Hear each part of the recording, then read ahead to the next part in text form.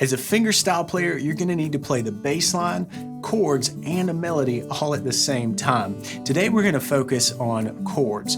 Now, these are not the only chords that you need to know, but we're going to cover 5 very usable chord shapes when it comes to fingerstyle blues. First up, the big G. Now, every other chord shape that we're going to cover here is movable, but this big G is not. You're going to find that you're going to really play this just in one spot. It's very difficult to move around. You could move it, right? But it's just not super practical. But what is practical is just how many cool sounds you can get going by fretting your G this way. It's just a basic G major chord. You're probably familiar with seeing it played like this. But I would challenge you, if you want to get into fingerstyle playing, finger picking blues stuff, to refinger this way. Lead off with the bass on the 3rd fret of the 6th string, that low G note, and let your pinky take care of the G on the 1st string. Then that leaves these 2 fingers, which you can fill in on the B note, 5th string, 2nd fret. That gives you the same G, right? But what it does is it allows you to move around with this free finger here, the index finger, and play some of the melody, right? So this moves us from G to G7 just by dropping down from the pinky to the note that's really right under your index finger, this F note on the 1st string. Now, armed with that,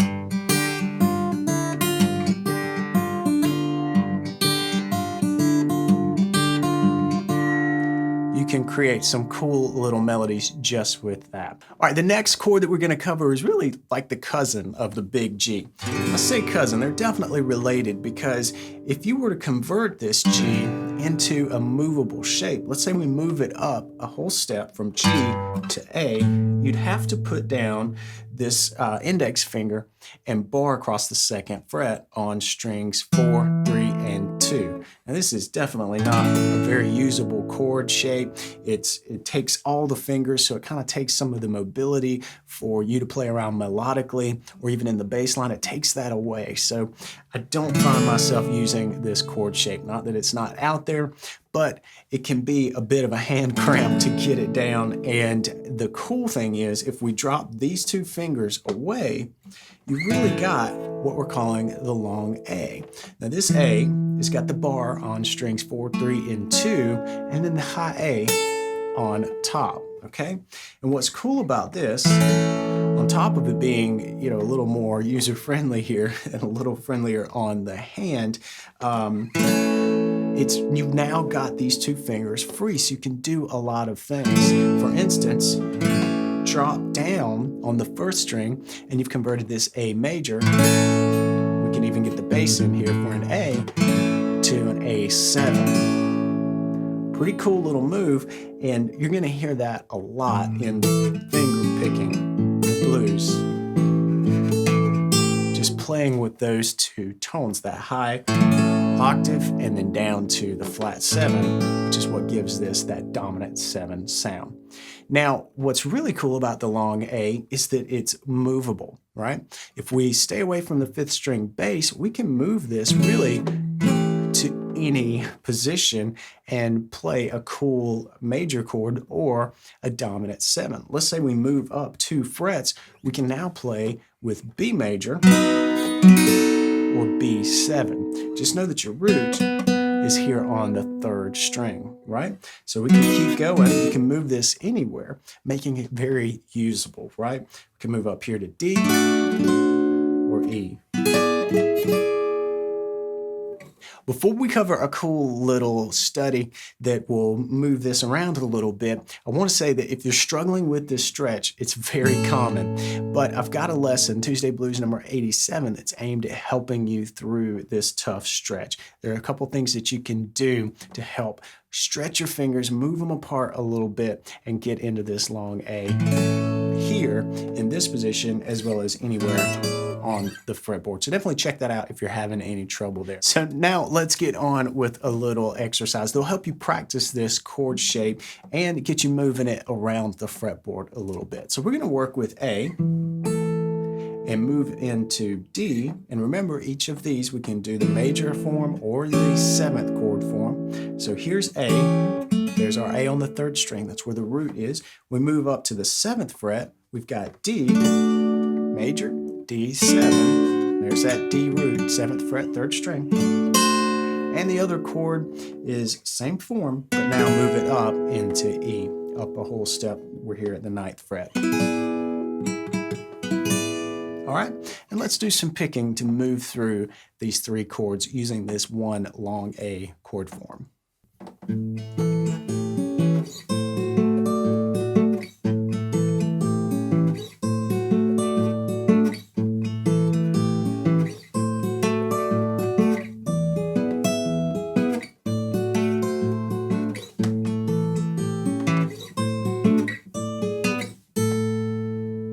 Okay, so what we're doing here is working this alternating bass through the chords. A, and some A7 thrown in there, and then D7, D, and then finally we're gonna hit an E7 and E.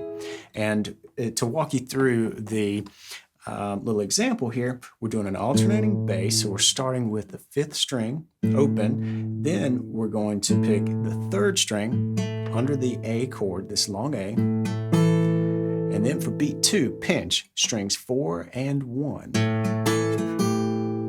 Then come back to the third string before pinching strings 5 and 1. But now we've dropped down to the G note, giving that dominant 7, the A7 sound.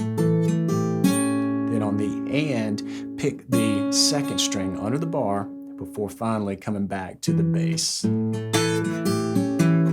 then we move up to do some picking around our D7 chord. And we're just going to move back and forth between the A7 or the A, the long A, and our D7 here. So the bass line stays the same here over the D7 chord. We got 5 and 4. But we start with the D7, so we're going to pinch fifth string along with the first string. And then on the and, instead of going to the third string here, like we did over our A, we're going to go to the second string. And then bass. And then come up to your high D note here on the first string. Then back to the second string before wrapping up with the bass on the fourth. So that's kind of the answer to this call.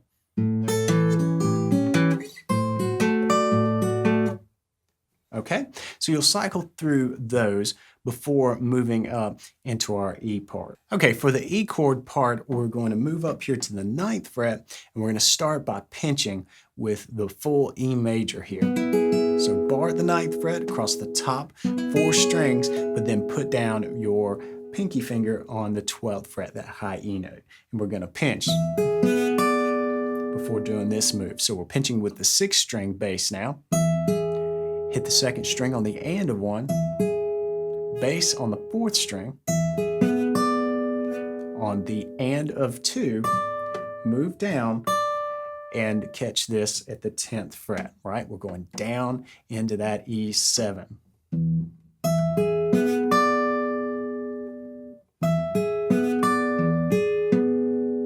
Back to our bass, second string before wrapping up on our 4th string bass. And then we're going to do a very similar movement, but we're flattening this all back down into D. All right, so very same picking pattern, except the bass is 5/4.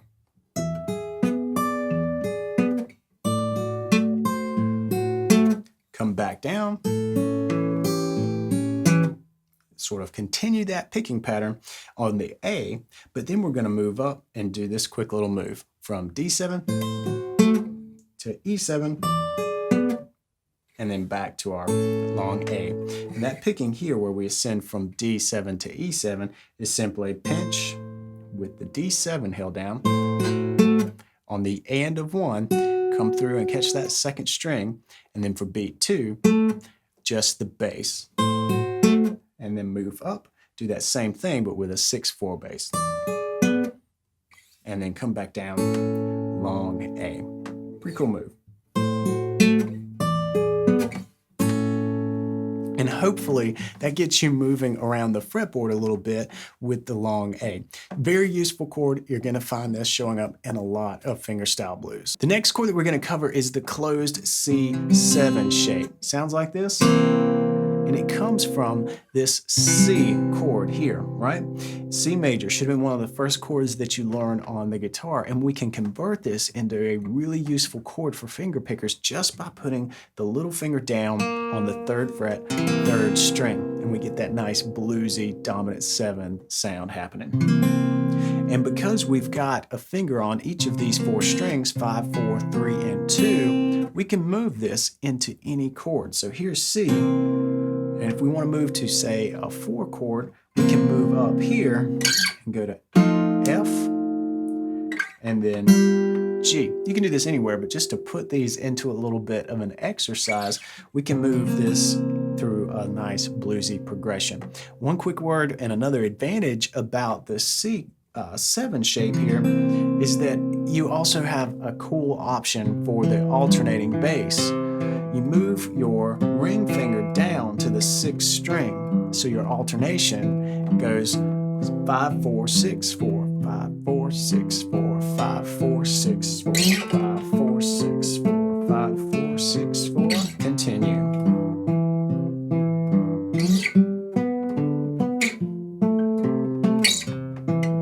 Just moving that through a little progression here. We just moved where this C note root here. This is the root of the chord. You got to pay attention to that. And here's the octave, by the way. But if you move that up here to F, then you've got that 4 chord, and then again G. If you let that shape fall under this root, then you've got your 5 chord G. So let's put this to work in a little picking exercise.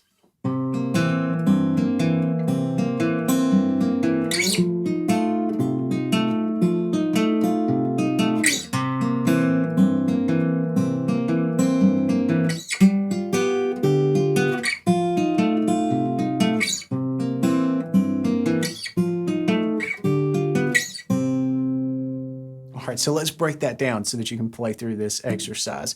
We're starting with our C7 shape right here, and we're doing this 5, 4, 6, 4 alternating bass over all of the chords, all 3 of them. So what we're going to do is start with the bass, then hit the 3rd string on the and of 1, and then pinch strings 4 and 2 together before dropping the bass to the 6th string and pinching with the 2nd string. To the 3rd string, and then finally bass on the 4th string. All right, so that's sort of the first part of this pattern, and then we answer it with the next part. All right, so for the second half of this picking pattern, we're going to start by pinching our 2 C's on the 5th string and the 2nd string. Then on the and of 1, catch that 3rd string. Works great as a little filler note to round out our picking sound. Then bass on the 4th string, and then on the and of 2, go back to that C on the 2nd string. Bass by itself, 3rd string, bass by itself. So the 2 together are like this.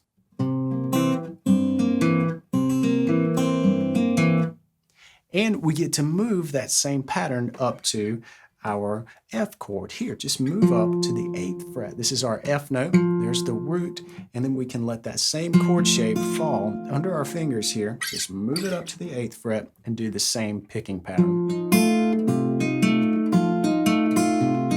Go back down. Then jump up, way up to the 10th fret. And then we split this. So we're going to drop back down to the 8th fret, but finish the finger picking pattern. So the pattern is the same. We just change chords in the middle of the pattern, okay? So we've got this.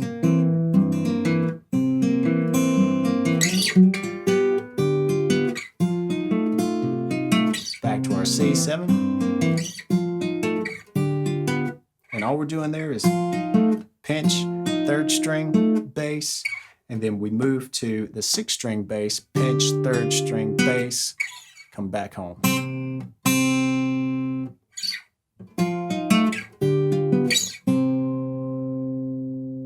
And that's the exercise. So now we can move on to another very usable chord shape when it comes to finger picking the blues, and that is this closed D7 shape. Your basic D7 chord is here. And if we convert this into a movable shape, you would finger it this way so that you can account for the open string here, right, which would be below the nut, right? But if we move this up to, say, the 7th fret with the index finger, we've got a very cool A7 here. And again, could be anything, could be G7, could be F7, but the important thing to know is the shape, and to know that your root is right here on the 4th string, okay? And then you've got this D7 shape. You just have to refinger it so that it looks like this, and that allows us to make it very movable. And that's one reason why I think this is a great chord for you to know when it comes to getting started with fingerstyle blues. And you're going to hear this chord throughout a lot of old acoustic blues. Think Kind-Hearted Woman Blues by Robert Johnson. It's in the intro and featured heavily. All right, so this is the chord shape. And just like before, we're going to run this through a cool little exercise where we move through an A7. We're going to drop back down and lift up our index finger for a D7, and then finally we'll come here for an E7, okay? There's our E note and the chord right on top. So there's our root, and then the top 3 strings forming the rest of our cool 7th chord here. So let's take a look at this exercise to get you moving around and using this chord shape on the fretboard.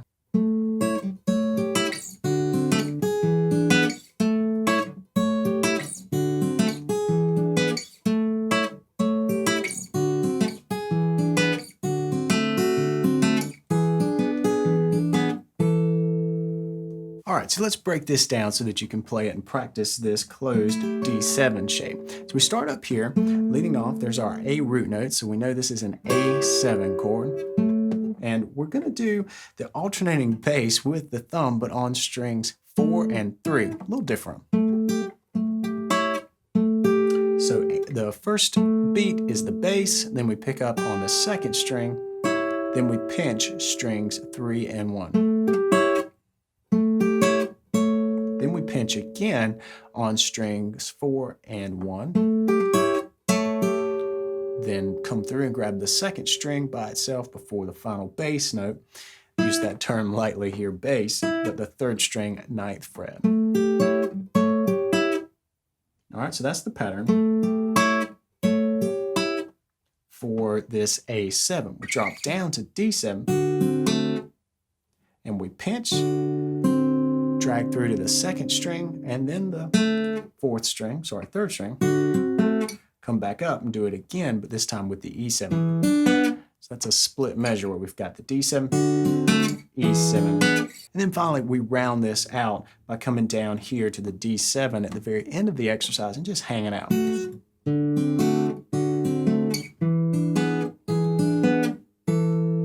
Before landing on a long A, just throwing that in there to show you that this E7 is right next to this A chord. So if we wanted to end, rather than coming back up here and ending on an A7, this would be a cool place to do it. And hopefully that'll get you thinking that these different shapes, when you combine them, mix them, and match them, you can really get a lot of mileage out of the fretboard. All right. Now the 5th and final shape that we're going to cover here that's very usable as a finger picker is this F with the 6th string bass being taken care of with the thumb. Now, this is a good alternative for the F bar chord here.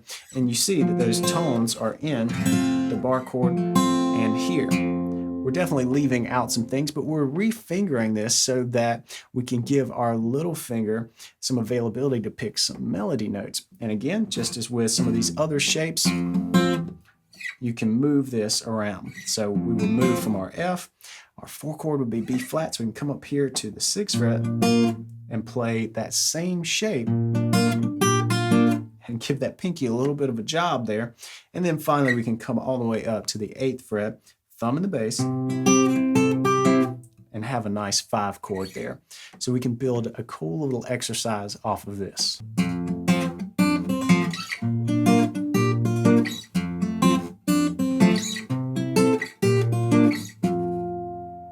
Okay, so this exercise gets us moving from our F to the B flat, and then we go back to F for a little bit, then we come back to the C, fall down to the B flat, and then F.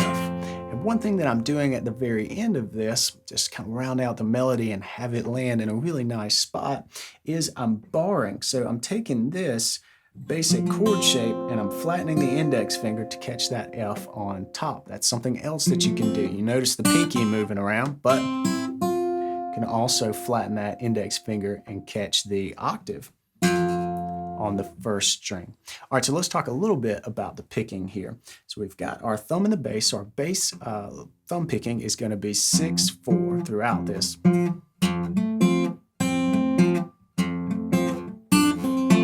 All right, that's the basic idea. So 6th string, 3rd string, and then we pinch with the bass, 4th string, and the 2nd string. Come back to the 3rd string. Then we're going to pinch with the pinky coming down on the 3rd fret.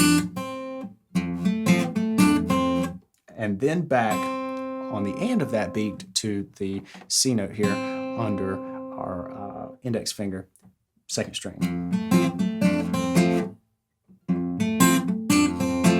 Before pinching the inner 2 strings for that final bass note. Then we can repeat that just up here at the 8th fret with the thumb again.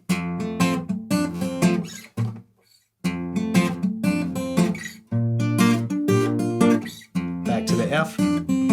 And then for that final piece where we come all the way up to C, we're doing the bass, 3rd string, and then pinching with the 4th string and the 2nd, but put that little finger down on the 10th fret. And then coming back to kind of answer that with the rest of the pattern.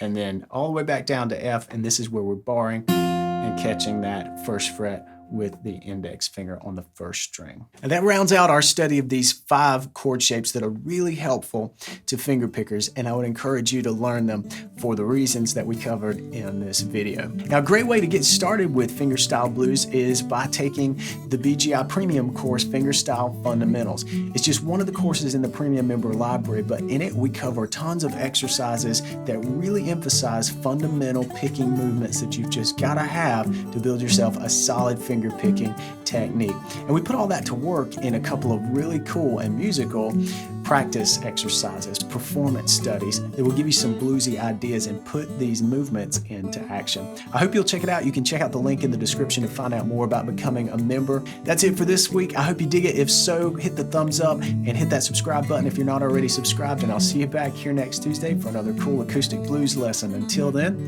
play on.